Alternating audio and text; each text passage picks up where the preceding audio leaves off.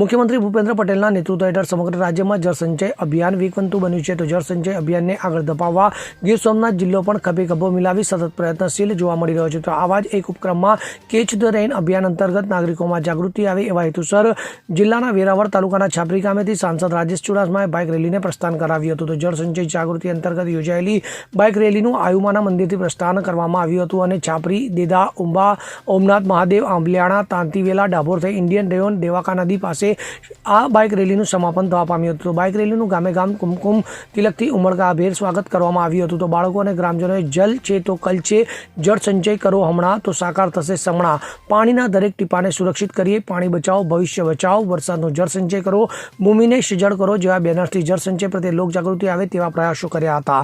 તો આ બાઇક રેલીમાં નિવાસી અધિક કલેક્ટર રાજેશ આલ, જિલ્લા ગ્રામ વિકાસ એજન્સીના નિયામક યોગેશ જોશી, પુરવઠા અધિકારી પારસ વાંધા, પ્રાંત અધિકારી વિનોદ જોશી, અગ્રણી ઝવેરી ઠકરાર, મહેન્દ્ર પીઠિયા સહિત વિવિધ ગામના સરપંચો અને ગ્રામજનો ઉપસ્થિત રહ્યા હતા. આજે ગીર સોમનાથ જિલ્લામાં છાપરી ગામેથી દેશના પ્રધાનમંત્રી આદરણીય નરેન્દ્રભાઈ મોદીનું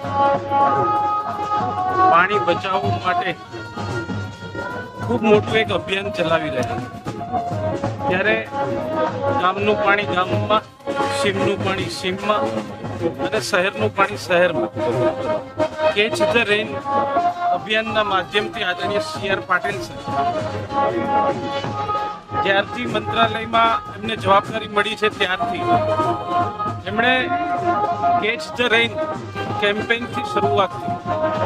આજે છાપરી મુકામે ગીર સોમનાથ જિલ્લા કલેક્ટર શ્રી દ્વારા અને આ વિસ્તારના જનપ્રતિનિધિઓ દ્વારા સંયુક્ત ઉપક્રમે છાપરીથી લઈ અને આજે શરૂઆત કરવામાં આવી છે.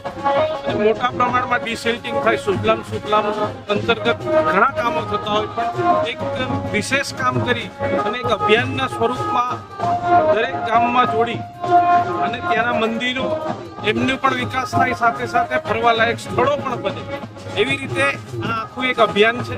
આવનારા સમયમાં ખૂબ મોટા પ્રમાણમાં પાણીનો જથ્થો પણ અહીંયા થશે, ત્યારે આ વિસ્તારના સિંચાઈ વિભાગને એમને પણ મદદરૂપ થશે, સાથે સાથે ખેડૂતોને પણ આનાથી ખૂબ મોટો ફાયદો થવાનો છે. ત્યારે હું વહીવટીતંત્ર અને સૌ જનપ્રતિનિધિઓને ખૂબ ખૂબ અભિનંદન આપું છું. ગામના લોકોમાં પણ ખૂબ ઉત્સાહ જોવા મળી રહ્યો છે.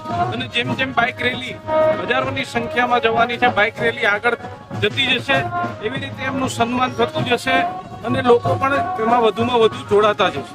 અને મેં કીધું છે કે જ્યાંથી આપણે શરૂઆત થાય જ્યાં મંદિરો છે, ત્યાં 2.5 લાખ રૂપિયાના કામો એ મંદિરની આજુબાજુમાં થાય અને ફરવાલાયક સ્થળ બને, એટલા માટે 2.5 લાખ રૂપિયાની ગ્રાન્ટો પણ અમે આ ગામોમાં આપી.